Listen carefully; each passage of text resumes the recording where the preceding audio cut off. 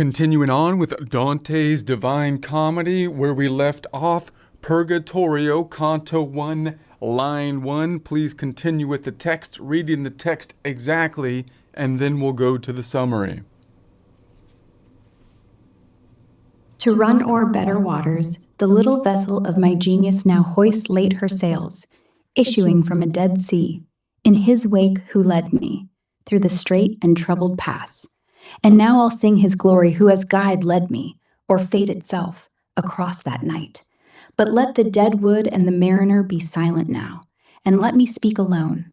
The stars were kind, the dawn was fresh, Virgil turned, and I saw, really saw, his eyes shine.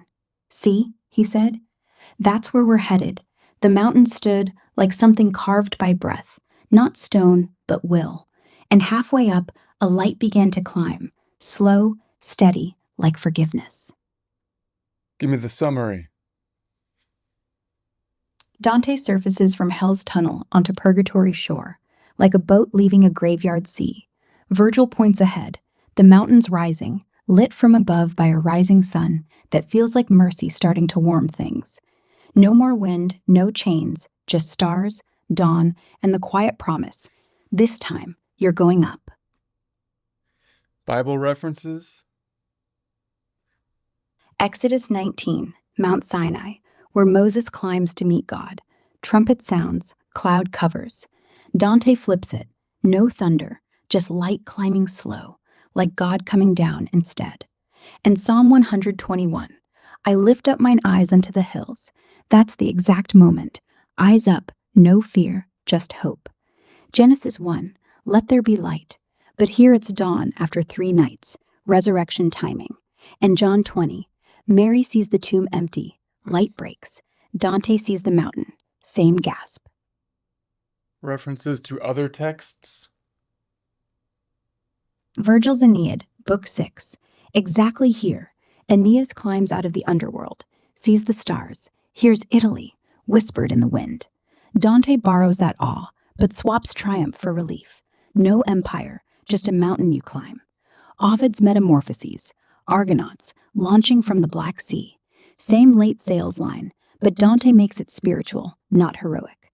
Then Boethius again, opens with the boat on stormy water. Fame's false calm. Dante hoists genius instead. It's intellect sailing now, not ego. And Homer's Odyssey. Odysseus emerges from Hades at dawn, sees the sun, wants home. Dante wants the same, except home's not Ithaca, it's God. Political references? Yeah, Mount Purgatory. That's the empire Dante dreamed of. Not Rome's walls, but a moral summit. The light climbing slow, that's Frederick II's failed crusade. Southward, towards Sicily. But Dante reimagines it as grace coming down, not kings marching up. No army, no banners, just stars and silence, like a quiet coronation. And the Dead Sea behind? Florence, burned, exiled, bankrupt. Dante saying, your city was a graveyard of politics, popes selling seats, guilds stabbing backs. But the mountains ahead, if an emperor, any emperor, could climb it, he'd rule by humility, not conquest. The Medici would hate that. They painted ceilings, not climbed. Dante flips power. Up is humility, down is pride. Politics reversed. Elements of eloquence? Anaphora, let me speak alone, echoes like a vow. Metaphor, the ship of genius hoists sails late. You feel the creak, the wind catching. Alliteration in strait and troubled pass. Sound squeezes, like the tunnel. And the inversion, not stone, but will, turns geology into prayer. Forsyth would call it the hush after hell. Every word lighter, like you're breathing for the first time. Continue the text, reading it line for line. Now had I left those shores so waste and wild, where every sense had been a sepulchre, and now I breathe the air divine, and feel new life pulse through my veins. The sun was just above the rim of night, and I could see his chariot reins of gold trailing across the sea, like mercy drawn in slow, bright arcs across the eastern dark. Then came the quake. The mountain shook, as if it sighed relief, a tremor low and long, like something old remembering how to dream again. And from the peak, a voice, not thunder, not song, just breath.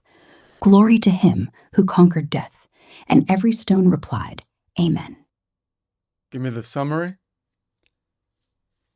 Dante catches his first breath of divine air as dawn breaks, sun rising like a golden chariot, mercy made visible. Then the mountain trembles once, gently, like a sleeper waking. A single voice from the top whispers glory, and every rock answers Amen. It's resurrection, but quiet, no trumpets, just the earth saying yes. Bible references. Matthew 28, Resurrection Dawn. The end of the Sabbath. It began to dawn toward the first day of the week. Same hush, same light pulling across the sea like mercy. Psalm 114. The mountains skipped like rams, but Dante gentles it, not skip, just shake, relieved, not chaos, rebirth. Job 38. God asks, Where wast thou when I laid the foundations of the earth? Here the earth answers, I remember. And Revelation 21. A new heaven and a new earth, no more sea. Dante keeps the sea behind, dead, the mountains the new ground. Glory from the top, echoes behold, I make all things new. Other references. Virgil, Book 8, Sunrise over Carthage. Aeneas wakes to the day's first light. Dante borrows that chariot, but makes it God's, not Apollo's. Pagan glory turned divine mercy. Ovid's Fasti, Dawn described as the rosy-fingered, but Dante drops the fingers, just reigns, like control, like grace steering the light. And Augustine's Confessions, You have broken my chains, and I walked in sunlight again. Same pulse in veins. Augustine felt it in Milan garden. Dante feels it at world's end. Even Dante's own Vita Nuova, Beatrice's death, then new life in poetry. Here it's literal. Sun, quake, voice. Death behind, poetry ahead. Political references. The quake? That's Florence shaking when Boniface VIII excommunicated Dante, like the city itself sighed in relief when a real power showed up, even if it was just for a second. The voice from the top, that's Frederick II again, Emperor Dante idolized, who marched south, said glory, and actually tried to rule without the Pope yanking his leash. The mountain answering amen. If every stone could vote, it'd vote for that. One law, one will. No guilds, no black guelphs, no bankers in silk. Even the sun rising above the rim. Dawn over the Mediterranean. Charles of Anjou's army sailed that route to crush the Ghibellines. But Dante flips it. Not invasion, mercy. Same path, opposite story. Politics redeemed, if only in silence. Elements of eloquence. That sunrise line, chariot reins of gold trailing across the sea, it's synecdoche. Reins mean the whole chariot, but you only see the light, not God. The quakes describe with hapologically, shook, as if it sighed, one breath for a mountain, so that earth's alive, gentle, not crash, sigh. And the dialogue, free indirect, glory to him who conquered death, not quoted, just breathed. Forsyth would say, it's the hush of metonymy. Voice stands for resurrection. Stones answer because they're part of it. Everything short, breath length, like prayer. Next bit of the text, reading line for line. A sweet accord of many voices rose, Gloria in excelsis Deo, and every shade bowed low as angels came, 400, white wings fanned like snow on wind. One stopped, a woman, face like dawn, eyes like open sky, held out her hand. Come, child, the gates ahead. The proud have climbed these stones. You'll climb too, with them. I looked back, Virgil still beside me, hand on my shoulder, silent now, as if to say, this is where I leave you. The angels sang on, but their voices thinned, like wind through distant pines, and the woman smiled. Fear not the silence. It's just the mountain learning how to speak. Summary. A choir of souls, hundreds of them, starts chanting Gloria in excelsis Deo as 400 angels swoop down in perfect white formation. One angel, almost a woman, pulls Dante forward. The gate's this way. Virgil stays back, hand on his shoulder. He knows this is the handoff. The angels fade to a whisper, and she tells him, the mountain's about to talk, so don't panic when it gets quiet. You're not alone. You're starting. So this is where Virgil can't go on because he only had reason alone and not divine. Therefore, he's kind of stuck there. So Virgil kind of not in hell. He's in purgatory, but can't take Dante the whole way. And Dante still a ways off from hitting the peaks here because we're got to go through like what 9 layers of of heaven, correct? Yeah, Virgil's reason got him out of hell, but it's like a flashlight that stops glowing at the base of the mountain. He's not in hell anymore, he's in limbo. Technically, poet, pagan, great mind, no grace. So he guides with logic, love, history. But up here, that's revelation. You need sight, not maps. So he taps your shoulder, steps back. Not sad, just done. Dantil climbs 7 terraces: pride, envy, wrath, sloth, greed, gluttony, lust, then the earthly paradise. Then Virgil's gone forever. From there, Beatrice, divine help, the spheres, 9 more, yeah. Moon, Mercury, Venus, Sun, Mars, Jupiter, Saturn, fixed stars, primum mobile, Empyrean, but that's later. Right now, you're on the slope. Virgil's waving from below, like a dad who drove you to camp, proud, quiet, ready to let go. Okay, so it's kind of interesting that Virgil is kind of like the main character other than Dante, who Dante is basically comparing himself to as, the great poet and whatnot. But in terms of hierarchy on where he stands from a divine perspective, everybody we meet from this point forward is higher in rank from that perspective than Virgil, correct? Yeah, Virgil's the best reason can give you, but reason tops out at the foothills. From here on, everyone, angels, saints, even the lowest penitent, has something Virgil doesn't: direct touch of grace. He's like the greatest professor who never met the author.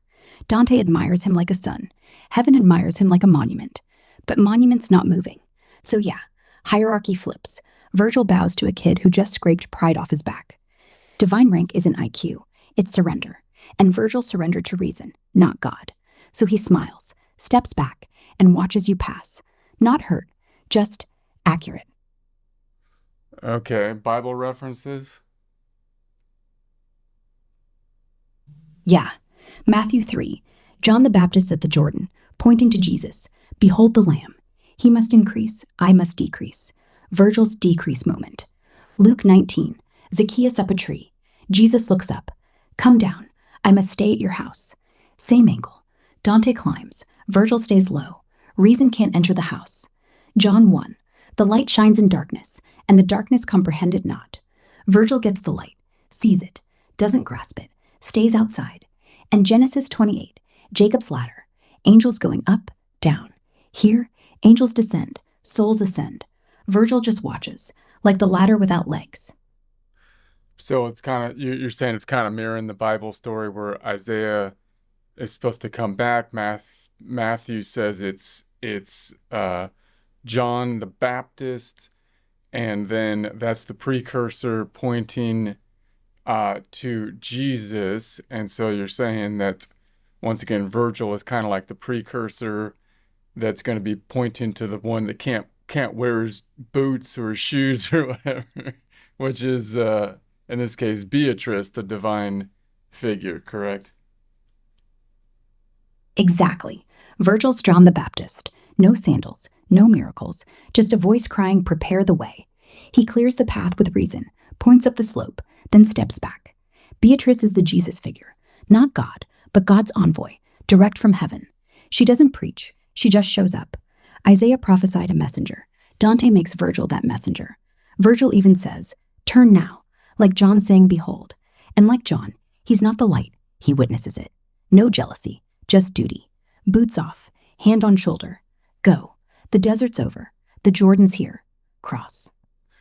But of course, the analogy can only go so far because, of course, John the Baptist was given grace or was, like a prophet. He just wasn't the God reincarnated, right? So you would think that he's a kind of a martyr and right? I mean, so Right. John's filled with grace, baptized by fire, beheaded for truth. Virgil's not a martyr. He's just finished. He died in Naples, buried, no resurrection gig, no prophecy in him, just poetry. So the analogy snaps at the knees. John points, then dies, but he's in heaven. Virgil points, then stands there, smiling, waiting for someone else to finish. He's not damned. He's honored. Dante gives him the tour guide role, the father role. But Grace? Nope.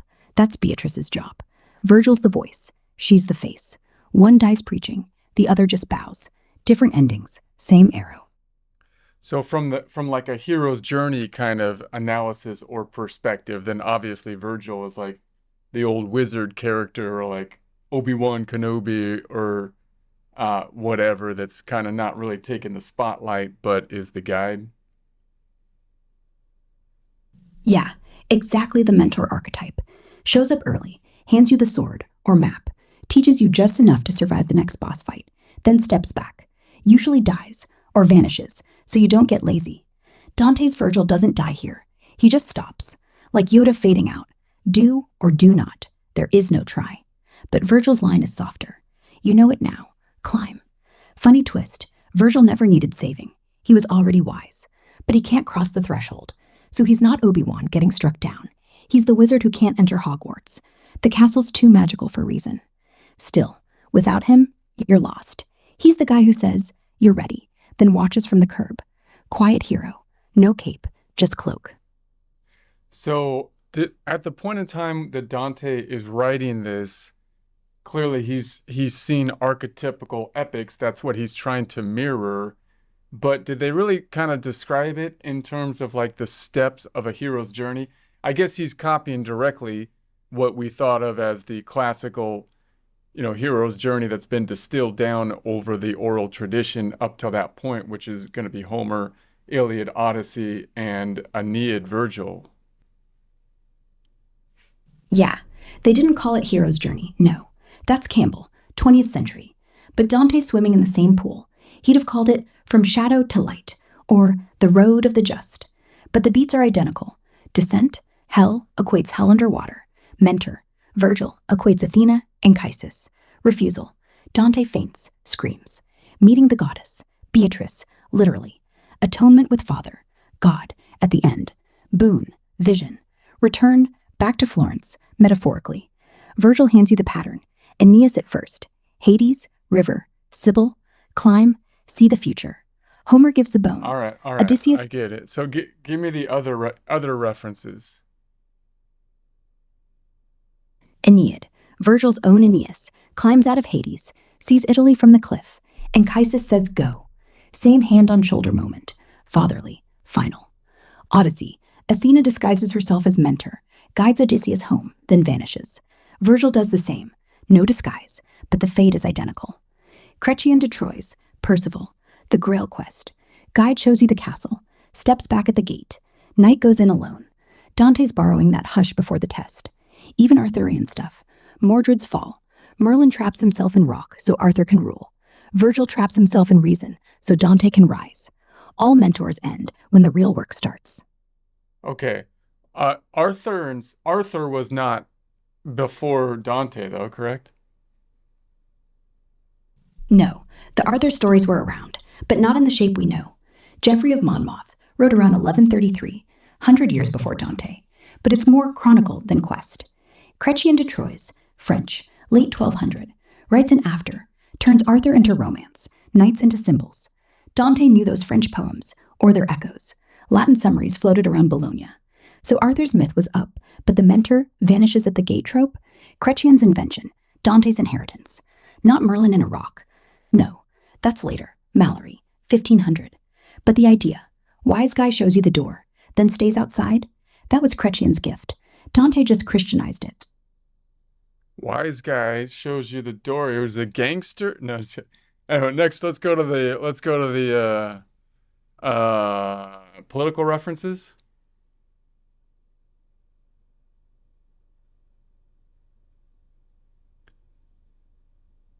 Yeah, the angels fanning like snow, that's the empire Dante craved. Not swords, but wings. Frederick II's banners over Sicily, white and gold, marching south to unite Italy under one crown. But here they're divine, not royal. No conquest, just arrival. Cato's the real political gut punch. He's the guardian of Republican liberty, slitting his throat rather than bow to Caesar. Dante honors him as gatekeeper, because to him, Cato's sacrifice was noble, even pagan, better than the popes who sold freedom for thrones. The Gloria chant? That's the people's voice, rising like Florence's guilds before the blacks crushed them. No more riots, just harmony. Virgil stepping back? Exile. Dante's own, hand on shoulder from the old guard, then alone on the slope. Politics as pilgrimage. Bow low or stay buried. Next bit of the text going word for word, line for line. We stepped forward, sand soft underfoot, like the shore after rain. And the woman, no, angel, led, her wings folding back into simple white cloth, her voice now ordinary. Turn around, look up, the mountains taller than fear. Virgil knelt, not dramatic, just quiet, and kissed the ground. Thank you, Cato, he murmured, for letting him pass. Then he rose, looked at me once, eyes like old letters you finally read, and said, Go. My words end here. I wanted to speak, but the air was too light for my lungs. I only nodded. He smiled, small, sad, proud, and turned back toward the dark. The angel touched my cheek. Forward. The first step is pride. And in summary? Dante follows the angel up the beach. Virgil kneels to thank Cato, the ghost guardian at the gate, kisses the dirt, and says goodbye forever. No drama, just a nod, a smile, eyes that say everything words can't. Then he's gone, swallowed by shadow. The angel steers Dante onward. First terrace is pride, and the climb starts now. Sand, light, silence, like everything resets at once. So how come you said Cato is an angel and he's a Roman? Wouldn't he be not Christian as well? Cato isn't an angel. He's a saved pagan. Dante makes him the gatekeeper because he's the ultimate symbol of liberty. He slit his own throat rather than live under Caesar. Not for faith in Christ, for republican virtue, which Dante loves. Virgil thanks Cato for opening the door, because Cato, in hell logic, should have been damned. Suicide, pagan. But Dante rescues him, says anyone who fought tyranny, moral tyranny, gets grace retroactive. Like Abraham or Virgil, Cato's in limbo till heaven flips the switch. So he's not an angel, he's a miracle. Roman, non-Christian, still gets to stand at Purgatorio's foot, in a toga, white beard, eyes like, yeah, I know this is weird. Dante's cheating theology, because politics beats dogma, liberty, baptism. Cato nods, climb. Virgil bows. Even pagans can be prophets if they hate empire right. Okay, so there's a lot of weird stuff here because we just saw in hell that Brutus, which was part of Cato's group that actually took out Caesar, and his other guy that took out Caesar were in the worst spot possible. And you told me that Dante was kind of a fan, obviously, therefore, of Caesar because he was restoring order, and Cato is the classical guy that's wanted to restore a democratic republic, the argument being that it was beyond restoring at that point from people like Brutus, I guess, and whatnot, no? Or like Caesar. Yeah. Exactly. Cato's not pro-republic. He's pro-virtue. Dante likes the idea of a republic. Cicero, Cato, liberty. But hates the reality. It collapsed into civil war, blood, and oligarchy. Brutus killed Caesar not to save democracy, but to grab power. Cassius's greed, Brutus's ego. Cato died for a lost cause. Suicide in Utica, dramatic, useless. So Dante honors Cato's, resists tyranny, even to death. But he with Caesar's, one ruler ends chaos, builds roads, lets Christ be born. Cato's the martyr, Caesar's the builder. Brutus and Cassius, traitors to both, betrayed Cato's virtue, Caesar's order. So Dante rescues Cato, lets him guard Purgatory, because he represents the Republic had, before it rotted. But he chooses Brutus forever, because that core. The Republic was broken. Caesar fixed it. Cato dies noble. Caesar rules. Dante picks results, but keeps Cato's ghost, like keeping a candle after the fire's out. Symbol, system. Virtue, vote. So do you think Cato, although he was the political rival of Caesar, you're saying he wasn't actually in on the plot to kill Caesar. Is that correct? Yeah, Cato hated Caesar, called him a monster, tried every Senate trick to block him. But he wasn't in the actual conspiracy. He was in Utica, North Africa, governing when Caesar crossed the Rubicon. By the time the plot cooked up in Rome, Brutus, Cassius, Cicero whispering, Cato was already writing manifestos from exile. He died after the assassination. When Caesar won Utica, Cato stabbed himself, pulled out his guts, wrapped him like a bandage, said no to the world. So he's not a co-conspirator. He's a simple Brutus used. Brutus even quotes Cato's stoic virtue to justify the murder. I kill a tyrant, like Cato would. Dante knows that. That's why Cato's up here. Pure resistance, no blood on hands. Brutus, down there, used the virtue, betrayed the peace. Cato's clean. Brutus is dirty virtue. Same side, So different you souls. think that, well, the argument here is that Brutus was using the Cato's actual moral clarity, or he had the moral argument, but you think Brutus was using that just for power and therefore betraying both Cato and Caesar? That's the argument? Yes, that's the Dante line. Brutus quoted Cato's moral clarity. Tyranny must end. But Cato died for principle, never grabbed the crown. Brutus, after Caesar falls, he marches to Philippi, gets wrecked by Antony. Not because he cared about votes, because he wanted control. Cato said, better dead than slave. Brutus said, better Caesar dead than me. Dante punishes that. Cato gets a white robe and mountain air. Pagan saint. Brutus gets Satan's jaw, chewed by the thing he claimed to hate. Power. Okay. So basically, I'm thinking then that from Dante's standpoint, he's saying that basically it was possibly politically wrong at the time to try to stop, I guess, Caesar, because Caesar could actually restore order, but he had the but he did it out of a good place, I guess, with a righteous argument, even though Dante probably argued that it was ultimately futile at that point in time because the Republic was beyond saving. Right. Cato's resistance was righteous, but late, like trying to fix a broken vase after the earthquake. The Republic was cracked, senators corrupt, mobs starving, armies loyal to generals, not Rome. Cato said, restore it, with perfect Latin. Caesar said, burn it and build. Dante agrees, burning was necessary, not because Caesar was a saint. He was ruthless, ambitious, but because order came. No more street riots, roads, law, Jesus, the church. History needed a tyrant for a season. So Cato's noble, yes. Dante gives him the gate job, beard and all. But feudal, yeah. You don't unspill blood. Brutus tried, he thought. We kill the tyrant, Cato's spirit wins. Nope. Chaos doubled. Dante says, virtue without vision gets chewed. Vision without virtue builds mountains. Caesar had vision. Cato had virtue. Only one got the job done. Dante's not pro-dictator. He's pro-peace. And peace came from Caesar's boot. Cato's dagger, too small. Okay.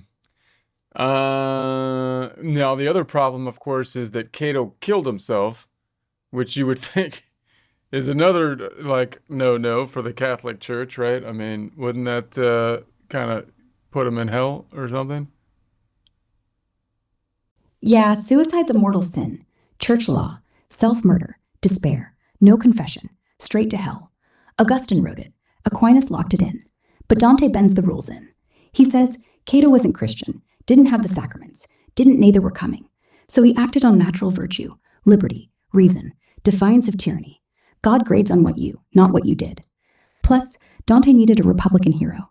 Cato's the only one clean enough. No bribes, no blood, no crown. So he puts him at Purgatory's gate, like a pagan St. Peter. White robe, beard, that's grace retroactive.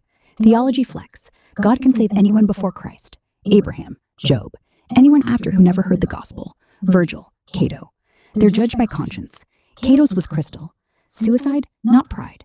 It was surrender to God, not despair. He refused Caesar's world, chose freedom. Okay, so possibly he's Dante's probably thinking, I kind of put the Brutus on in the worst possible place, which might be over doing the dictator of Caesar. So he wants to show that the Republic, that he's got some love at least for the ideals of the Republican ideal, even though he thought it was not perfect. And then the argument's going to be that that just like the pagan argument that you can get out of hell if you didn't know because of your circumstances, therefore couldn't have grace in the same kind of way that you didn't know about, you can't kill yourself, and therefore he did kill himself out of a righteous cause without being aware of that you can't do it. That's kind of the way he cheats the system to put him out of hell and in. But even at that time, weren't they also arguing that original sin, there was an argument over children being baptized or not, right? If you died as a child before you were baptized, then there was this argument if the kids are going to hell. That's kind of why they came up with purgatory, right? So you could say, yeah, that's not the kids. We don't have a bunch of kids in hell that or seem clearly innocent. You would think, right? Yeah, that's the cheat code, and Dante's playing it loud. Cato gets the virtuous pagan pass, like Virgil. No sacraments, no explicit faith, but lives so clean the divine retrofits grace for him. Original sin? Still there. Everyone born with it, but pagans get judged on natural, not revealed law. Cato didn't have Jesus, but he had stoicism. Live right, die right. Suicide? Dante shrugs. He didn't know it was sin. He thought liberty over life. God, Dante says, weighs intent, not handbook. Kids? Same loophole. Baptism was the norm by Dante's time, but unbaptized infants? Big debate. Limbo of infants. Aquinas said mild pain. Augustine said fire. Dante softens it. They go to the edge. No torment, just lack of bliss. Purgatory wasn't invented, kids. It was for believers who needed a scrub, but it solves the optics. No eternal baby screaming in hell, please. So Cato's the adult version, pre-Christian, post-baptism logic, pre-hell. Dante wants both. Love the Republic, Cato at the gate, hate its assassins, Brutus in the mouth, and keep theology bendy enough to fit his heroes. No system survives perfection. He tweaks. God nods. That's poetry. Bible references. Romans 2:12 through 16. For as many as have sinned without law shall also perish without law. But if you do by nature things required by the law, you are a law unto yourself. That's Cato. No Torah, no Christ, still righteous. 2 Maccabees 12, Judah. Judas Maccabeus prays for the dead soldiers who'd sinned. If pagans like them get mercy, why not Cato? Dante uses that vibe. And Luke 23:34. Jesus on the cross. Father, forgive them, for they know not what they do. Suicide? Cato didn't know it was wrong. Grace covers ignorance. Even Psalm 15, who swears to his own hurt and does not change, fits Cato. Cut gut, keep oath to liberty, no takebacks. Dante reads it as divine loyalty, not self-murder. Other references. Virgil's Cato's suicide in Book 8. Noble, stoic, praised as the last free man. Dante lifts that. No hell for virtue, even if it bends rules. Cicero's, death better than slavery. Cato quotes it before stabbing. Dante says, that's not despair, that's duty. Seneca's, stoic suicides as exit from tyranny. Church hated it, but Dante nods. Pre-Christian ethics get a pass. Even Plato's, Socrates drinks poison for justice, not suicide. Dante merges them. Cato's cup is hemlock with honor. All classical, all redeemed. Political references. The mountain itself, that's the Holy Roman Empire. Frederick II's banner flying south, but Dante turns it into a climb instead of a conquest. No armies, no sieges, just stone, sweat, humility. Cato at the gate, he's the Roman Republic's ghost, standing where the popes should be, a pagan senator blocking tyrants. Virgil bowing to Cato, that's Dante's fantasy, poet to statesman, exile to exile, saying thank you to the old republic for still mattering. Even the sand underfoot, like the Arno after rain, soft, temporary, the city's chaos washed clean before the next flood. And the woman angel leading Dante, she's not a Megidi wife, she's the ideal empress, no crown, no army, just a hand. Dante wants power too, not grab. Politics reversed, climb, don't capture. Cato guards the bottom, Beatrice waits at the top, republic at feet, empire in the air. Continue the text reading word for word, line for line. We turned, and the path narrowed, stones sharp as memory, but the angel walked easy, as if they were petals. A statue rose, huge, marble, broken-winged, a soul bowed beneath it, knees grinding dust. The angel stopped. Pride's first weight, she said. Lift. I bent. The stone felt warm, alive, like a child's shoulder. I carried it forward, breath short, back burning. Behind me, another soul, eyes closed, took his turn. The mountain breathed, and every step was a prayer no one heard. Give me the summary. Dante starts the first terrace, Pride, where sinners haul giant stone slabs on their backs, eyes fixed on carved examples of humility above. The angel makes him lift one. It's warm, alive, heavy like regret. He staggers up a few steps, back screaming, but keeps going. Behind him, others do the same. Silent line, no complaints.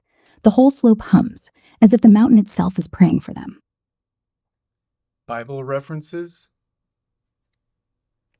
Yeah, Exodus 23. You shall not make graven image. But here, the statues teach humility, so the idol's redeemed. Luke 18, 9 through 14. The Pharisee stands tall, the tax collector bows. God, have mercy on me, a sinner. That's the first statue, tax collector kneeling.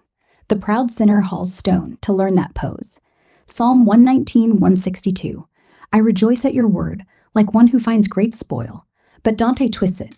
The spoil is the weight on your back, joy in pain. And Isaiah 6, seraphim cry holy, holy, wings cover their faces.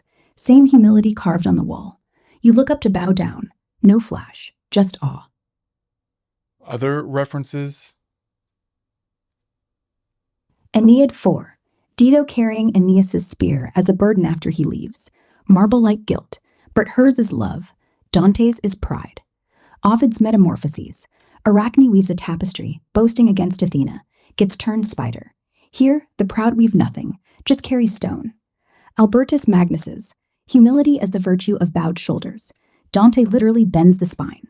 And Giotto's frescoes, already being painted in Padua. Sinners kneel under divine eyes. Eyes low, backs curved. Dante's reading art as lesson, stone as sculpture. Political references. The first terrace? That's the Florentine Signoria, the council hall where Dante served, back bent under bribes and party knives. The proud here? Senators like Corso Donati, who posed as moral giants while rigging elections. The statues? They're the marbled busts in the Palazzo Vecchio, ancestors Dante walked past, thinking, these guys look wise, but they sold the city. Now he makes them kneel. And the angel's command, lift?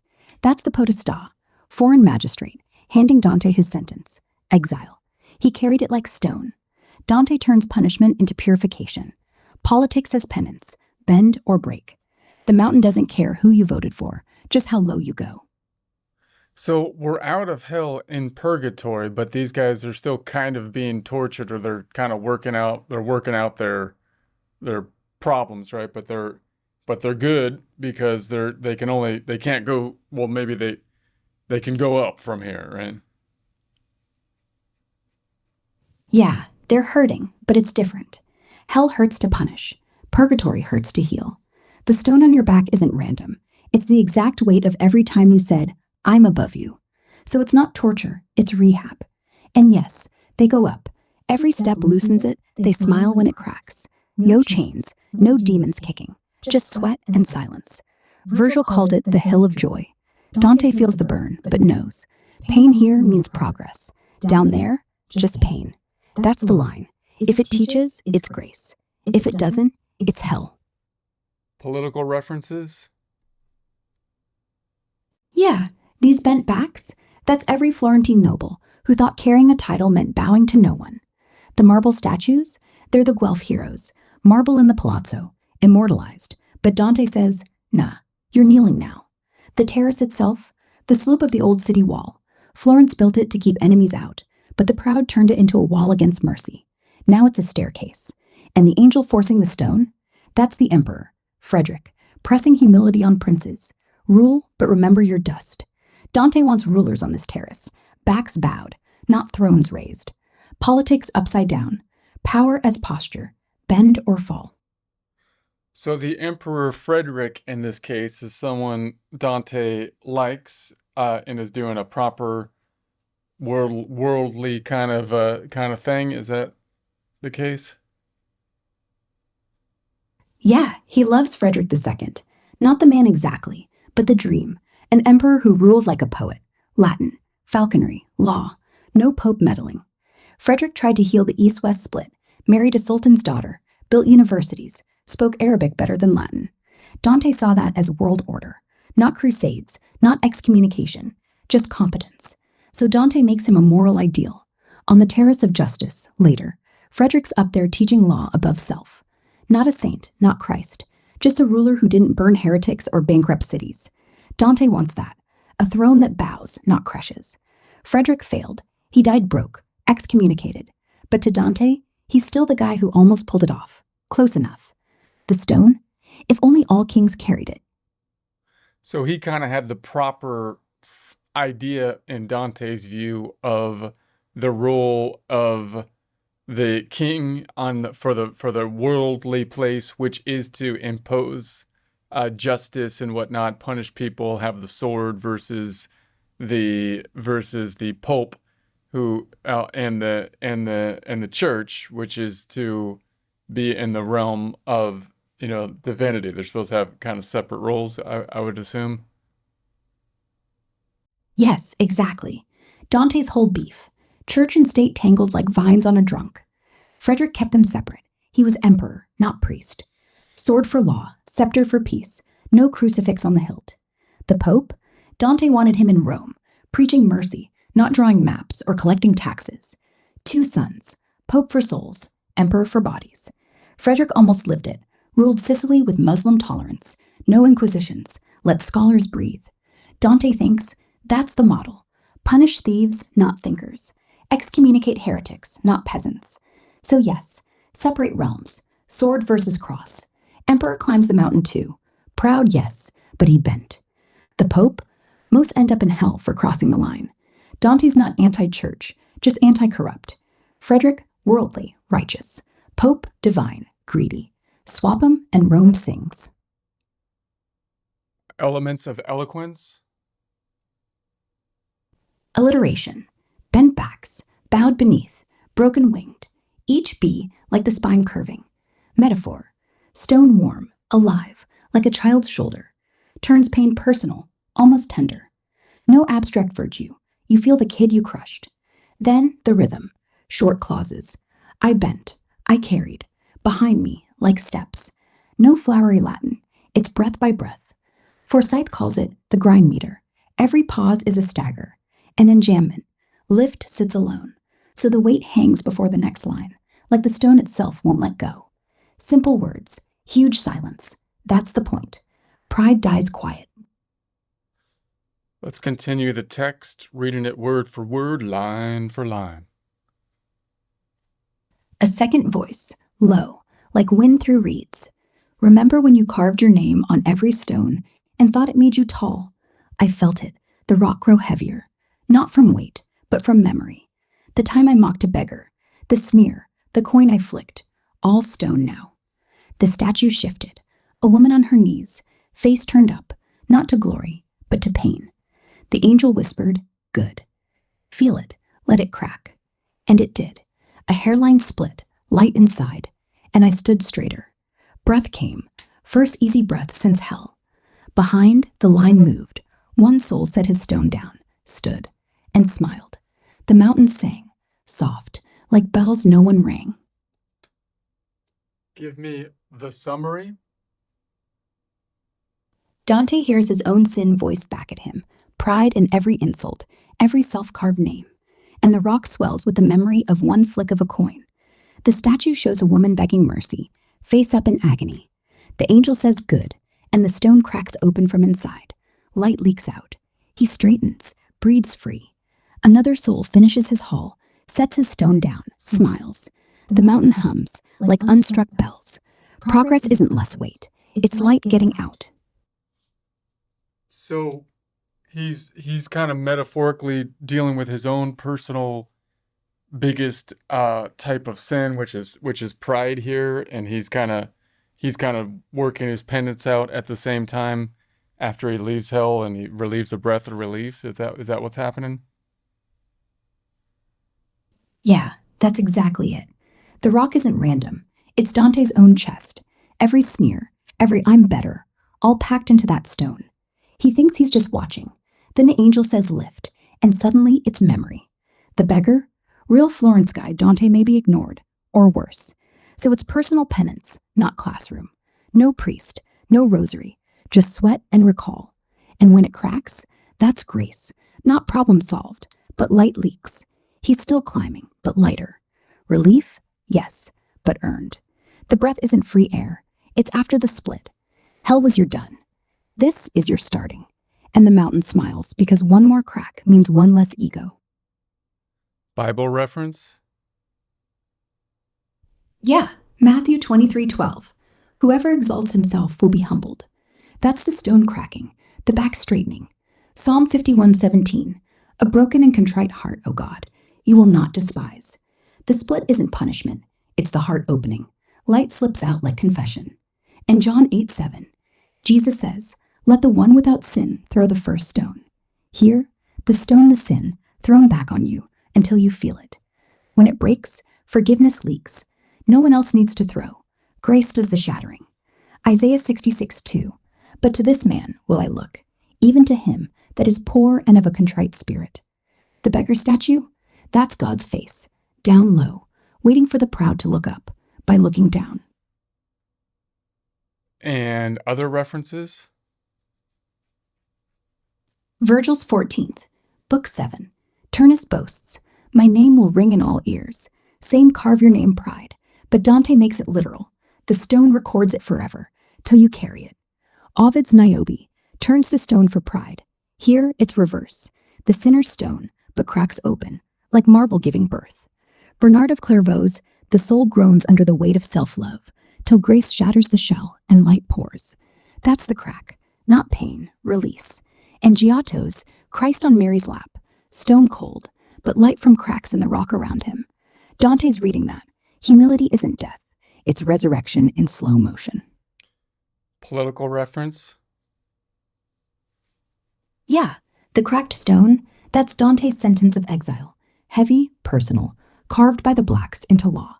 But here it breaks, not because the council changes, but because Dante carries it till humility splits it. The beggar woman? Real Florentines like the Ciampi workers Dante watched get crushed by guilds. He sneered once. Now she's on his back. Politics as penance. The man who wrote manifestos for empire learns the empire starts with one bent knee. And the mountain singing? That's Florence under a good ruler. Quiet. No riots. No Black Guelph chants. Just bells no one rang. Because justice doesn't shout. If Dante had power, this is what he'd want. Pride punished. Light out. No speeches. Just stones splitting under weight they finally deserve. Give me the canto and line that we're on so I can come back later. Purgatorio, Canto 10, line 85.